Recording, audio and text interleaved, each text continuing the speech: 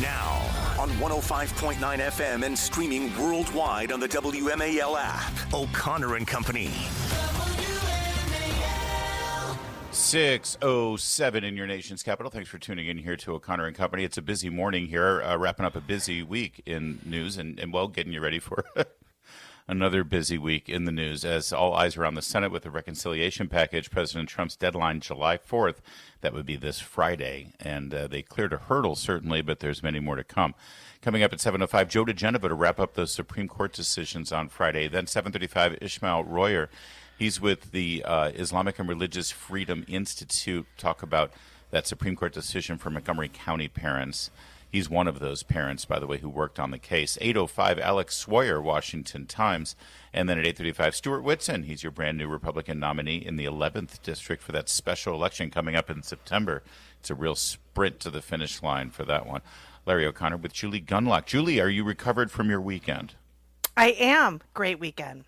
Good. Same here. Great weekend. Good. I mean, except for all the canceled flights all up and down the East Coast. Yeah, except for the heat and in the D.C. Heat and luggage being lost.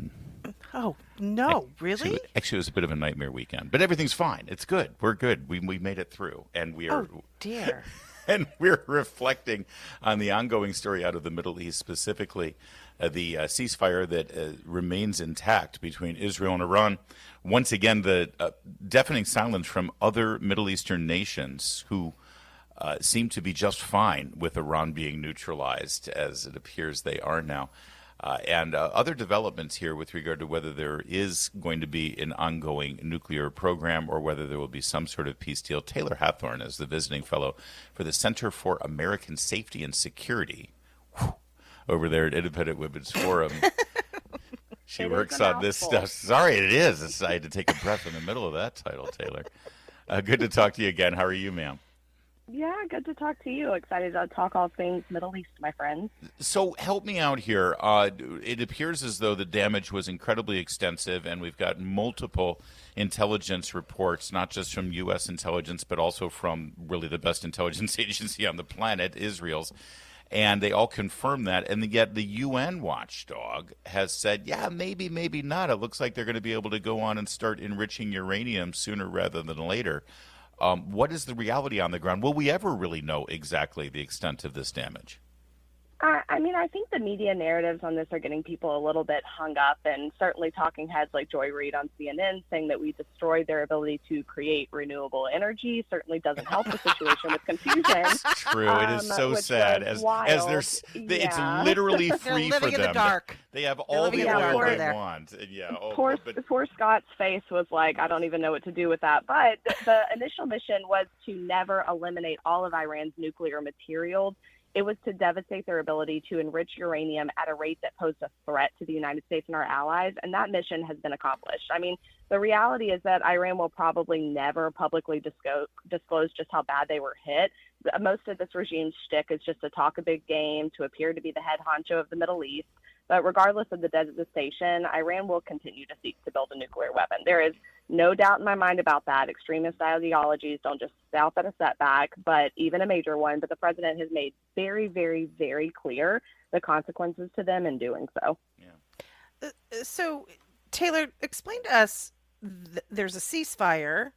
There seems to be, some early on, right after the bombings, there seemed to be some recognition on Iran's part that, okay, fine, we're done, we want a ceasefire, and now we're hearing that they've issued a fatwa against Trump. Explain to me, I'm not surprised that it's a little bit schizophrenic over there, but What is the state of the ceasefire? And, there's talk of a potential meeting with Iran. What's going on? The fatwa is just a blatant attempt to cloak authoritarianism as martyrdom in the name of Islam. And honestly, it's absurd. If you look at the makeup of Iran and you look at their government structure, you're always going to have these ayatollahs who say these insane things, but I mean, there is undisputed and undeniable evidence that Iran was already responsible for several attempts at the president's life. So issuing this fatwa to rile up these religious zealots, I mean, this is nothing new. This is just another page out of their playbook. And I mean, not something that we should not take seriously, but it's not like they're saying anything new. This is not something that's like just unheard of. Okay. So what is the next step here then? I mean, because we ended the week last week with certain people saying that the Trump administration now wants to sit down with Iran now that they don't have really any sort of functioning nuclear program that's a direct threat. That they're willing to sit and talk and discuss potentially working out some deal. Is that an operational plan, or should there be continuing undermining of this regime so that at some point eventually the people of Iran can gain their freedom back? I mean, Rubio has come out and said that they have bent over backwards to create a deal. Our allies in the Middle East have served as mediaries where we're trying to work with them. But honestly, any nation that shouts death to America and as their official slogan, I think you kind of got to take that off the table a little bit. They've made clear that they are a hostile regime and that they prefer relationships with other adversaries like China and Russia, and that they do not want to work with us. And there is zero need to conduct peace talks with a regime like that. And I don't think that we need them on our side to keep them at bay, to be perfectly honest with you. Yeah, I agree with you. Taylor, I have a question about the sort of culture in Iran. We hear two things. You hear the people of Iran, hate this regime and want it. They want regime change. And yet this weekend we saw this really bizarre and unsettling video of women in Iran holding up their babies, offering them up to be martyrs. What is the culture in Iran? What is the truth? I mean, are the people willing to really push for regime change? Or, I mean, these people have lived this way. This is a generation of people who've lived under this regime. What's the truth?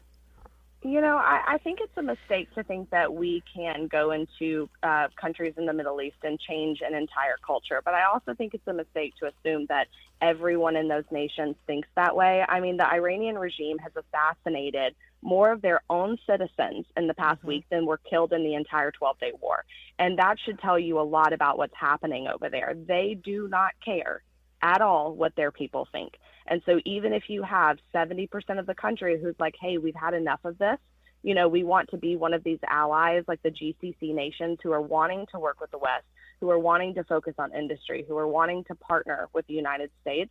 Even if you have 70% of the nation doing that, you still got a huge portion of them who are either too afraid to step up, two, can't access, other people with similar like-minded thoughts and processes because the Iranian regimes have cut off access to the internet, have disbanded Starlink. I mean, you've got so many polarizing thoughts going on over there that they just don't know what to do with it, even the ones who are on our side. Hey, Taylor, real fast, if I could draw on your expertise, how do I get me one of them Iranian fatwas? Yeah, I think you're well on your way with your Twitter content. Thank you. I was hoping so. The best I can do is get other radio hosts to issue fatwas on me, but I've never been able to get the Iranian government. I want an Ayatollah to, I'll get there at some point. You can advise me offline. Start tagging them. You'll get there. Thank you, Taylor. Great talking with you. Appreciate it.